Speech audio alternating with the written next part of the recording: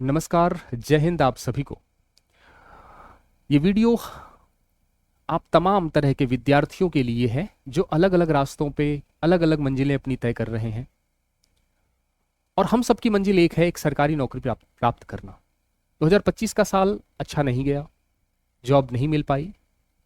अब हम 2026 में किस तरीके से स्ट्रेटजी बनाएं, और ये स्ट्रेटजी हर विद्यार्थी के लिए हर अलग अलग जो स्ट्रीम है, कोई 12वीं पास करके बैठा है या कोई 10th ही पास किया, सिचुएशंस वैसी नहीं थी, या कोई विद्यार्थी ऐसा है जो ग्रेजुएशन करके बैठा है, या कोई ग्रेजुएशन में परस्यू अपीयर कर रहा है, या कोई 4 साल का इंटीग्रेटेड कोर्स करके बैठा है या कर रहा है, या कोई पीटीटी का फॉर्म भर रहा, कोई बीएसटीसी का। तो हर प्रकार के तमाम तरह के विद्यार्थी जो एक सरकारी नौकरी के लिए तैयारी कर रहे हैं प्राप्त करने के लिए, तो हमारी प्लानिंग क्या होनी चाहिए, हमारी स्ट्रेटजी क्या होनी चाहिए, हमारे पढ़ने का तरीका क्या हो, ताकि हम 2026 में एक गवर्नमेंट जॉब ले सकें। देखिए, सबसे पहले तो मैं इस वीडियो में राजस्थान की ही भर्तियों पे फोकस करेंगे। एक तो दूसरा, हम आरएस की बात नहीं करेंगे। आरएस की बात हम नहीं करेंगे क्योंकि आरएस में थोड़ा ज़्यादा पढ़ना पड़ता है, 2 साल 2.5 साल इतना सब, और हम मिडिल क्लास के लोग हैं, इतना हम अफोर्ड नहीं कर सकते। हम उन नौकरियों के बारे में बात कर रहे हैं जिनमें 6 से 8 महीने या 5 से 6 महीने 7 महीने अच्छे से तैयारी करने के बाद हम उसमें सिलेक्शन ले सकते हैं। ठीक है, तो और उसके बाद फिर हम आगे आरएस प्री का और आरएस मेंस दे सकते हैं, हम अपने पैरों पे खड़े हो जाएंगे। तो उन सब के बारे में बात करेंगे। तो सबसे पहले, आप चैनल पे नए हैं तो इसको सब्सक्राइब कर दें। तमाम तरह की अपडेट लेने के लिए, प्राप्त करने के लिए, राजस्थान की तमाम तरह की वैकेंसीज के बारे में सूचनाएं प्राप्त करने, गाइडेंस लेने के लिए, ठीक है, आप सब्सक्राइब कर सकते हैं। हमारा टेलीग्राम चैनल है दीक्षांत एकेडमी बीकानेर। यहाँ पे भी आपको रियल टाइम में कोई भी वैकेंसी का अपडेट है तो मिल जाता है, गाइडेंस मिल जाता है, क्लासेज मिल जाती हैं, पीडीएफ मिल जाता है। ज्वाइन कर लें, वीडियो के नीचे डिस्क्रिप्शन में इसका भी लिंक है। अब हम बात करते हैं कि क्या क्या कंडीशन हो सकती है ना, क्या क्या कंडीशंस हो सकती हैं। जैसे मान लीजिए हम 10th पास है, बहुत बेसिक से स्टार्ट करेंगे, और फिर 10th और फिर 12th और ग्रेजुएशन, हमारा क्या प्लानिंग होना चाहिए। और क्योंकि हर सब्जेक्ट का हर हमारे मन में ये होता है कि हम इसकी तैयारी कर रहे हैं। मैं आपको बताऊंगा कि तैयारी कैसे करनी है। एक साथ हम 2-3 वैकेंसीज को टारगेट कर सकते हैं। यदि हम 10th लेवल की बात करें कि 10th स्तर पे ही हमारा हमें फोकस करना है, या हमारा एजुकेशन ही उतना तक है, तो एसएससी जीडी आपके सामने है, हर साल निकलती है। बस इसमें एज का क्राइटेरिया रहता है, 18 से 23 है। बाकी ओबीसी को 3 साल और एससी एसटी 3-5 साल का छूट रहता है। फिजिकल होगा इसमें, और इसमें सब्जेक्ट देख लो आप, रीजनिंग है, करंट अफेयर है, हिंदी, जीके, गणित। चीज़ों को ध्यान से समझते चलना, एक एक चीज़ समझते चलना, आपको सब समझ में आएगा कि मुझे 2026 में तैयारी कैसे करनी है, किन सब्जेक्ट्स की एक साथ, कौन से चीज़ें हैं जो हम एक साथ टारगेट कर सकते हैं। वन रक्षक की बात करें तो ये भर्ती नॉन सीट, ये सारी सीईटी में नहीं आती है, 10th पास पे है, ठीक है। 18 से 24 साल की उम्र चाहिए, जिनका 2026 में इसका एग्जाम होने वाला है। लगभग 1750 पदों पे होगा एग्जाम ये, ठीक है। इसमें विज्ञान, गणित, सामाजिक अध्ययन, भूगोल, इतिहास, कला, संस्कृति और करंट अफेयर है। पशु परिचर 2026 में इसकी वैकेंसी आ सकती है 3400 से ज़्यादा पदों पे। 18 से 40 साल की उम्र इसमें तो हो सकता है, इसमें एज का क्राइटेरिया तो है नहीं। जीके, विज्ञान, गणित, पशुपालन। हाई कोर्ट 4th ग्रेड, इसका अप्रैल 2026 में एग्जाम प्रस्तावित है। फॉर्म तो भरे जा चुके हैं, इनके फॉर्म भरे जा चुके हैं 5670 पदों पे। इसमें हिंदी, इंग्लिश और संस्कृति, राजस्थान की संस्कृति और कला और संस्कृति है, ये स्थिति है। एसएससी जीडी के फॉर्म अभी भरे जा रहे हैं। इसके साथ साथ वाहन चालक भर्ती, अभी जो एग्जाम हुआ था राजस्थान में, और परिचालक भर्ती, ठीक है। तो यहाँ पे भी जो बात निकल के सामने आती है कि आपके पास ये सारे ऑप्शंस है। इसके साथ साथ मैं आपको अग्निवीर की बात करूं, अग्निवीर, तो अग्निवीर में भी आप जा सकते हैं, लेकिन उसमें एज आपको एज कम ही मिलेगा, एज का गैप आपको कम मिलने वाला है, 40 साल इतना तो मिलने वाला नहीं है आपका। अब यहाँ पे हम सब्जेक्ट्स की बात करें तो जीके सब में है, रीजनिंग, गणित, ये हिंदी, करंट अफेयर्स, ये जो चीजें हैं ये सब में है, आप इनको तैयार करें, ठीक है। बहुत कम सब्जेक्ट्स हैं जो किसी में नहीं है। यदि मैं बात करूं जीके, तो इसने यहाँ पे संस्कृति, कला, इतिहास अलग अलग दे दिया, बाकी है तो ये जीके ही ना। तो ये सबके लगभग सिलेबस सेम है। हमें लगता है हम एक चीज की तैयारी कर रहे हैं, आपको सब्जेक्ट्स पे कमांड करनी है, किसी एक सब्जेक्ट पे कमांड करिए। चलिए हम आगे बात करते हैं 12th अध्ययनरत या पास आउट की।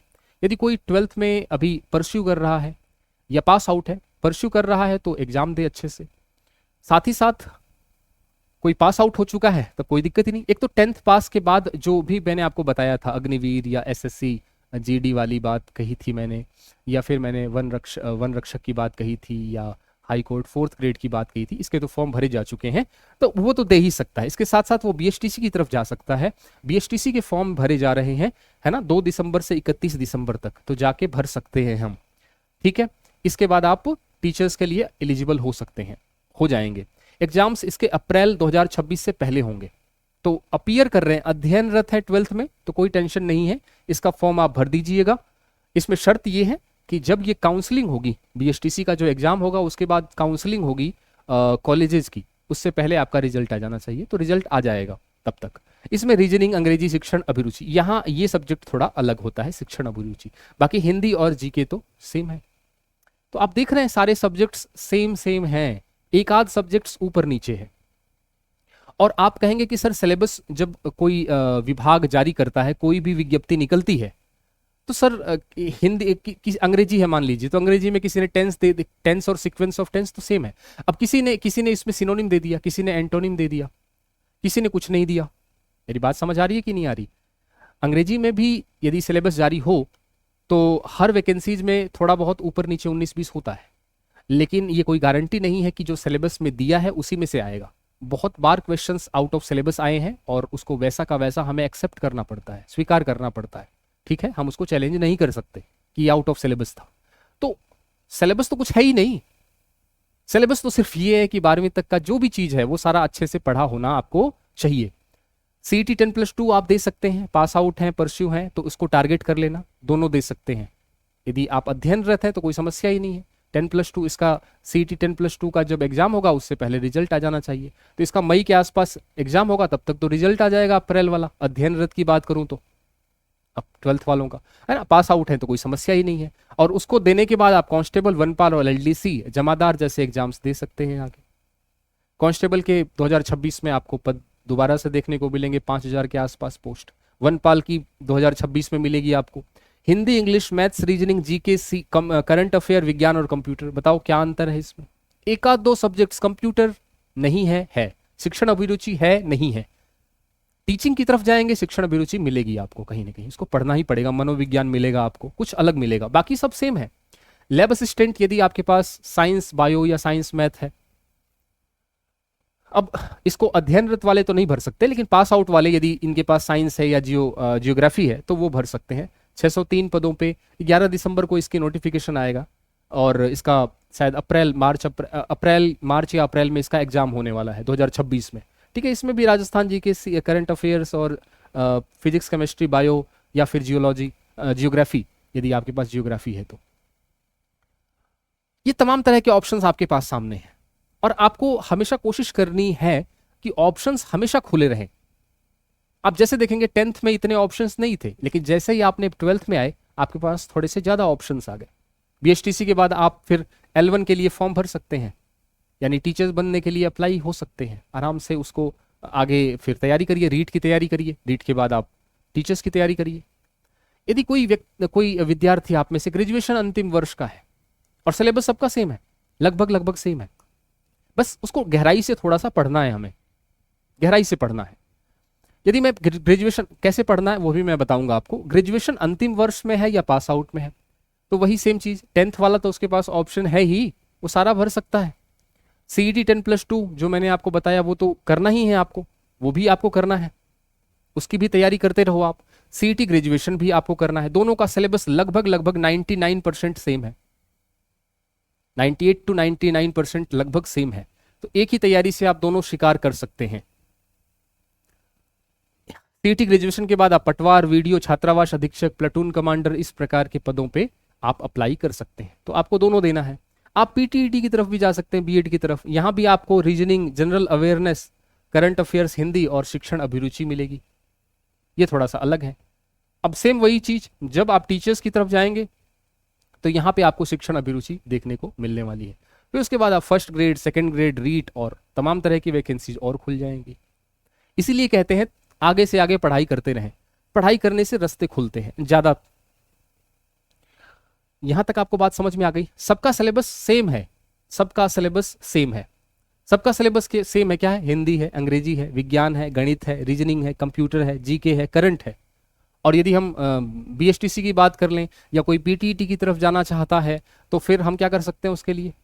क्या कर सकते हैं उसके लिए? उसके लिए फिर शिक्षण अभिरुचि है, उसके लिए अलग से पढ़ लो। बाकी तो सब चीज सेम है ना। तो हमें तैयारी किसी एक चीज के लिए नहीं करनी है, हमें तैयारी पूरे सबको टारगेट लेके करना है। हमें हर वैकेंसी को टारगेट में लेके काम करना है। हमें क्या लगता है कि हम जिस विषय में अच्छे हैं, मान लो कोई विद्यार्थी हिंदी में अच्छा है, कोई विद्यार्थी जीके में अच्छा है, कोई विद्यार्थी हम बात करें करंट में अच्छा है, करंट तो चलो जीके का पार्ट ही हो गया, ठीक है। तो वो सोचता है कि ऐसी कोई वैकेंसी हो जिसमें हिंदी, जीके और करंट आ जाए तो मजा ही आ जाए, और ऐसी वैकेंसी मिल जाती है। लेकिन जब आपको समस्या नहीं आ रही, आपको अच्छा लग रहा है कि इस प्रकार की वैकेंसी में अब मुझे गणित नहीं पढ़नी पड़ेगी, मुझे रीजनिंग नहीं पढ़नी पड़ेगी, मुझे अंग्रेजी से राहत मिल गई, तो सबको मिली है और वहां पे कंपटीशन ज्यादा होगा। कंपटीशन का स्तर ये स्थिति हो चुकी है कि 200 लोग जो है एक पोस्ट के लिए अप्लाई कर रहे हैं, 700 लोग एक एक पोस्ट के लिए अप्लाई कर रहे हैं। आरपीएससी में पेपर इतना टफ बना रही है आरपीएससी कि फर्स्ट 40% भी नहीं ला पा रहे हैं हम। आरएसएसबी की बात करें यदि हम, तो 80% से ऊपर में कट ऑफ जा रही है। इसके बीच में आप कहां स्टैंड करते हैं? मैं ये नहीं कह रहा हूं कि जो आज आपकी स्थिति है वो भी कल, वो वही स्थिति कल होने वाली है, नहीं। यदि आपने अपनी कमजोरियों पे काम किया, आपको लगता है कि मुझे कुछ सब्जेक्ट्स कठिन लगते हैं, अंग्रेजी कठिन लगती है, गणित कठिन लगती है, रीजनिंग कठिन लगती है, कंप्यूटर कठिन लगती है, तो उस पर आज से ही काम स्टार्ट कर दीजिए। मैं ये कहना चाहता हूं क्योंकि सबका सिलेबस मैंने आपको बताया, कोई भी विद्यार्थी किसी भी परीक्षा की तैयारी करेगा इनसे होके गुजरना पड़ेगा। आप हर सब्जेक्ट्स के, खास तौर से सबसे पहले कठिन सब्जेक्ट्स के नोट्स बनाइए। पहले टीचर, कोई कठिन सब्जेक्ट है तो पहले टीचर की सहायता से उसको पढ़ना चाहिए। कोई भी सब्जेक्ट्स है, क्योंकि हम किताब से समझ में ही नहीं आएगा, किताब तो बहुत बड़ी चीज है। और किताबें आजकल क्या होती है, कॉपी पेस्ट होती है। किसी की किताब है, उसका कॉपी पेस्ट करके आगे पीछे करके दोबारा छाप दिया, सिर्फ उसको रुपए कमाने हैं। टीचर की मदद लीजिए, पहले टीचर से नोट्स बनाइए। नोट्स बनाने के बाद कठिन सब्जेक्ट, सबसे पहले कठिन सब्जेक्ट ही पढ़ना है। कठिन सब्जेक्ट ही पहले छूटता है और कठिन सब्जेक्ट ही सिलेक्शन नहीं होने देता। सिलेक्शन आज भी होते हैं, इस बात को भरोसा रखें कि आज भी सिलेक्शन होता है, आज भी विद्यार्थियों का सिलेक्शन होता है। कठिन में सबसे पहले आपको क्या बनाना है? नोट्स बनाने हैं टीचर के, ठीक है भाई। सबसे पहले नोट्स बना लिए। नोट्स को आपको क्या करना है? रिवाइज करना है। नोट्स बना, पूरा कोर्स कर लीजिए। पहले नोट्स बना लिया, उसके बाद बुक उठाइए। कौन सी बुक? ऑथेंटिक बुक, एनसीईआरटी की। जैसे साइंस पढ़ रहे हैं तो साइंस की एनसीईआरटी की बुक पढ़ ली आपने, उठा ली, है ना। इंग्लिश है तो कोई इंग्लिश ग्रामर की कोई बुक ले ली आपने जो आपको समझ में आ रही है, ठीक है। गणित है तो गणित की बुक्स ले ली कोई जो समझ में आ रही है आपको। बुक से क्वेश्चंस निकालिए, या बुक से क्या करिए, दोबारा से उस नोट को अपडेट करिए। कुछ नया चीज मिल गया तो उसमें नोट में कुछ भी अपडेट कर दीजिए उसको, ठीक है। उसको रिवाइज करिए, बार बार उसको रिवाइज करिए। रिवाइज करने के बाद क्या होगा? रिवाइज करके फिर पीवाईक्यूज निकालिए, प्रीवियस ईयर क्वेश्चंस कैसे आए हैं, और तब जाके ये वो मामला आपका बैठता है। कठिन सब्जेक्ट्स की तैयारी पहले करनी है आपको, आसान सब्जेक्ट्स को और ज्यादा मजबूत नहीं करते जाना है। स्कोरिंग सब्जेक्ट आज के जमाने में अंग्रेजी, गणित, कंप्यूटर, रीजनिंग, साइंस, यही सब हो चुके हैं। इस बात को आप जितना जल्दी समझ जाएंगे उतना जल्दी सिलेक्शन ले लेंगे। जिंदगी मौके बार बार नहीं देती है, 1 से 2 बार ही मौके देगी। उस मौके को आपने अच्छे से समझ लिया तो फिर आपको कोई पीछे नहीं हटाने वाला। आप जो अभी मेहनत कर रहे हो ना, वो मेहनत कुछ भी नहीं है। सरकारी नौकरी प्राप्त करने के बाद आप 60 साल तक आराम से आप अपनी जिंदगी गुजार सकते हैं, और उसके बाद फिर पेंशन लेके आराम से सेवानिवृत्त हो सकते हैं। सरकारी जॉब प्राप्त करने के बाद आपको लगेगा ये तो कुछ था ही नहीं जो मैंने मेहनत की, और आपको अभी इतना सब भारी लग रहा है। कुछ भी नहीं है, ये जो आप तैयारी कर रहे हैं उसके सामने कुछ भी नहीं है प्राप्त करके। जो कठिन सब्जेक्ट्स हैं उसको तैयार करना स्टार्ट करिए। नोटिफिकेशन के बाद मोटिवेट होने की आदत आपको कहीं का नहीं छोड़ेगी।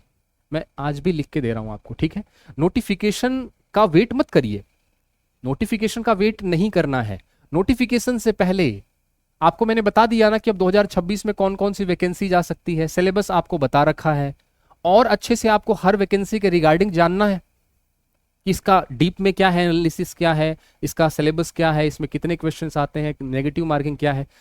इसी यूट्यूब पे हर वैकेंसी के रिगार्डिंग आपको एक वीडियो मिल जाएगा अच्छा खासा बढ़िया से। नोटिफिकेशन से पहले आपको कम से कम 4 से 5 घंटे तैयारी करनी ही करनी है। नोटिफिकेशन से पहले 4 से 5 घंटा प्रतिदिन तैयारी करनी है। आपको करना क्या है मुझे समझ नहीं आता। घर वालों ने आपको पढ़ने के लिए भेजा है ना। कोई व्यक्ति मजदूर है तो वो पूरा दिन मजदूरी करता है, ठीक है। कोई सरकारी कर्मचारी है तो वो 10 से 4 जॉब करता है।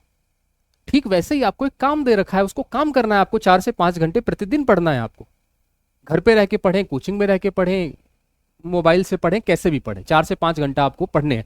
और सबसे पहले कठिन सब्जेक्ट्स बनाने हैं। कठिन सब्जेक्ट्स पे आपको कमांड करनी है कि नहीं यार आज ना, इस बार ना, इस महीने मैं मैथ्स पे अच्छे से कमांड करूंगा, मैथ्स को बहुत अच्छे से पढ़ूंगा, जो भी टॉपिक्स हैं उसको बहुत अच्छे से नोट्स बनाऊंगा, पढ़ूंगा, समझूंगा, नोट्स बनाऊंगा, रिवाइज करूंगा, प्रैक्टिस करूंगा। ये आपको टारगेट रखना है, topic by topic, topic by topic. किसी वैकेंसी को टारगेट मत करिए, एक जनरल एग्जाम की तैयारी करिए। लाभ हानि सब में है, प्रतिशत सब में है, बट्टा सब में है, ब्याज सब में है, औसत सब में है, इंग्लिश में टेंस सब में है। घबराने से, डरने से कुछ नहीं होगा। आपने एक बार उस विषय पे कमांड कर ली ना, तो आपने न जाने आपने अपने मुक्ति के मार्ग खोल दिए, मुक्ति की रास्ते खोल दिए आपने कि अब मैं इंग्लिश पढ़ लिया या मैथ्स पढ़ लिया या साइंस पढ़ लिया या रीजनिंग पढ़ ली तो अब मैं और बाकी वैकेंसीज में भी और अच्छा कर सकता हूं, ये सब्जेक्ट मेरा हो गया। इस प्रकार की भावना आनी चाहिए।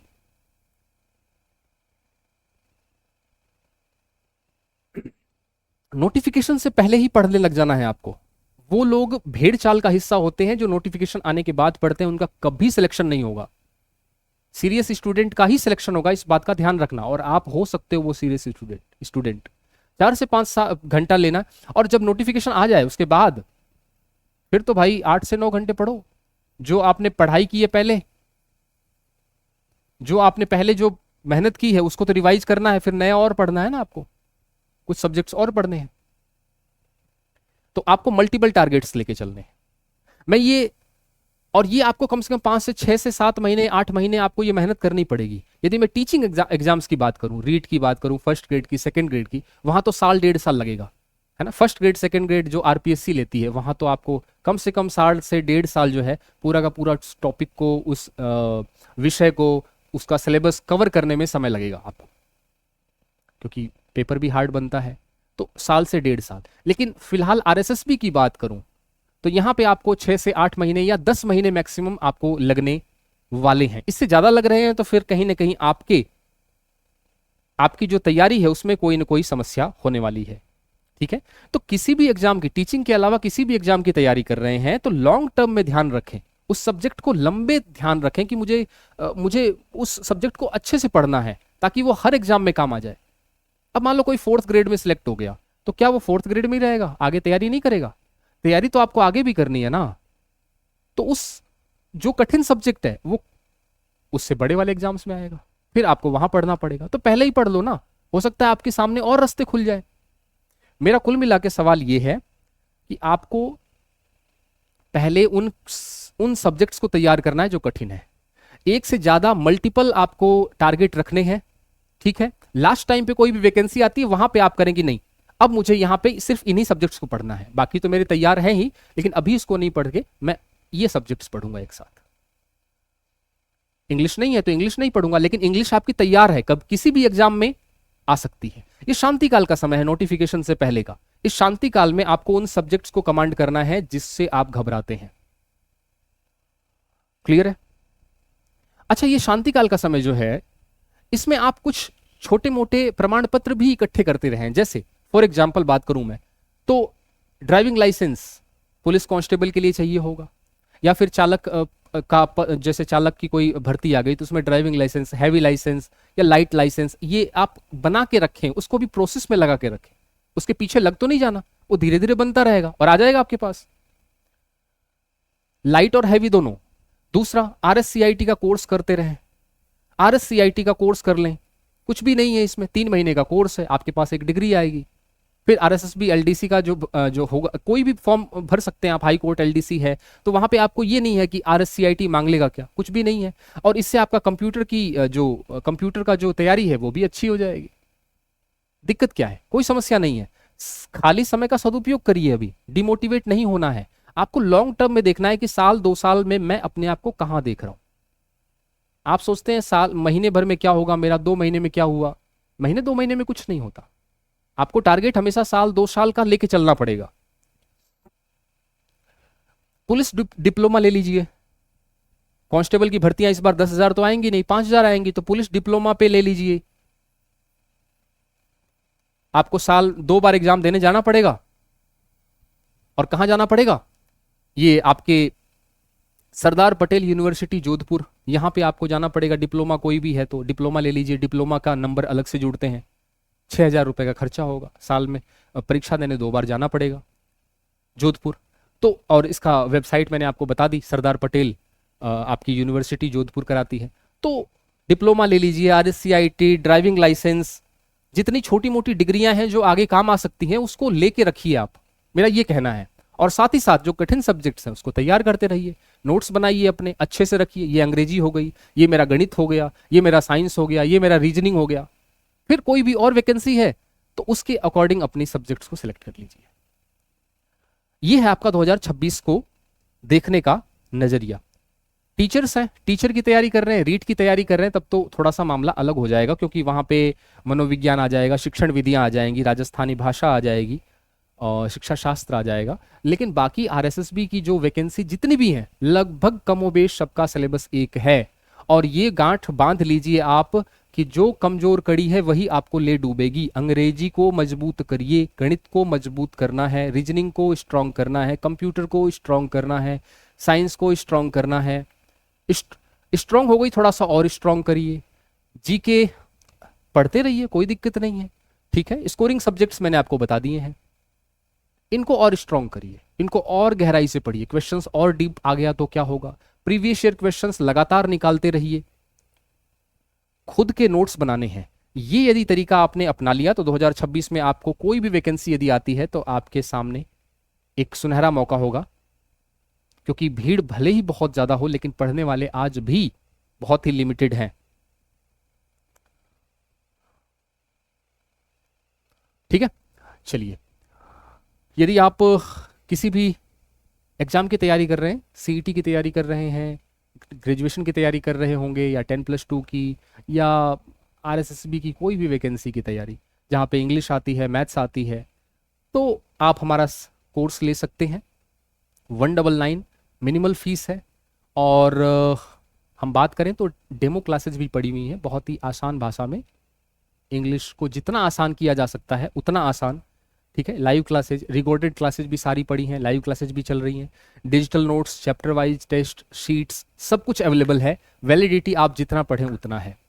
कंप्लीट मैथ्स सब कुछ यहाँ पे अवेलेबल है। मिश्रा सर का डेमो क्लासेज सब में अवेलेबल है। दीक्षांत एकेडमी बीकानेर का एप्लीकेशन है, वीडियो के नीचे डिस्क्रिप्शन में इसका भी लिंक है, ज्वाइन करिए और अच्छे से नोट्स बनाइए, बढ़िया से, कहीं से भी पढ़िए, किसी भी टीचर से समझ में आना चाहिए।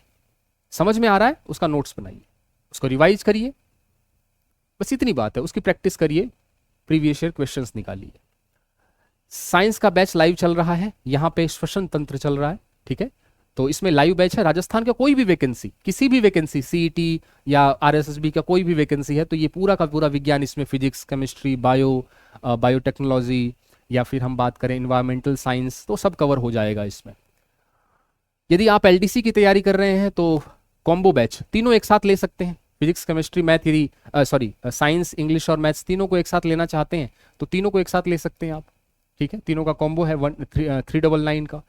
राजस्थान LDC की तैयारी कर रहे हैं आप, RSSB वाली, तो उसका भी कोर्स हमने बना रखा है, 3 सब्जेक्ट्स का, सब्जेक्ट स्पेशल। क्योंकि हमारा यही मानना है कि राजस्थान के जो भी विद्यार्थी हैं, इंग्लिश, मैथ्स साइंस ये विद्यार्थियों का कमज़ोर रहता है, तो हम सब्जेक्ट स्पेशल बैच चलाते हैं। ठीक है, इसी के साथ साथ मैं बात करूं तो टेस्ट सीरीज भी है। यदि टेस्ट सीरीज आप निकालना चाहते हैं, क्वेश्चंस में वैरायटी देखना चाहते हैं टॉपिक वाइज, तो टेस्ट सीरीज अवेलेबल हैं with solution, chapter wise sheets हैं, डाउट सेट है, वैलिडिटी 12-12 महीनों की है, कंप्यूटर की है, राजस्थान जीके की है, और साथ ही साथ हम बात करें मैथ्स की। ठीक है, मैथ्स पढ़िए, प्रैक्टिस करिए, प्रीवियस ईयर क्वेश्चन चाहे टेस्ट सीरीज सब आपके ऊपर है। आई होप आपको वीडियो पर समझ में आया होगा। तैयारी में लग जाइए, शॉर्टकट कुछ भी नहीं है, और ऐसा भी नहीं है कि जो तैयारी करता है उसका सिलेक्शन नहीं होता है। जो ईमानदारी से लगेगा, तैयारी करेगा, उसका सिलेक्शन होगा। ठीक है, लेकिन ऊपर ऊपर लगने से या पदों की संख्या बढ़ जाए तो मैं लग जाऊंगा, वो सारा इफ़ और बट करने वाला नहीं लगेगा। वीडियो कैसा लगा अपनी राय जरूर रखेंगे। कोई बात है तो डाउट जो चैट बॉक्स है, कमेंट बॉक्स है, उसमें कमेंट करिएगा, उसका रिप्लाई मिलेगा। मिलते हैं अगली वीडियो में किसी नई इन्फॉर्मेशन के साथ, लेकिन इस चैनल को आप लोग सब्सक्राइब कर दें ताकि आगे आने वाली जितनी भी वैकेंसीज हैं या कोई डायरेक्शन है, गाइडेंस है, जो हमसे बन सकता है वो हम आपको पहुंचाएं। मिलते हैं अगली क्लास में, अगली वीडियो में। Thank you so much.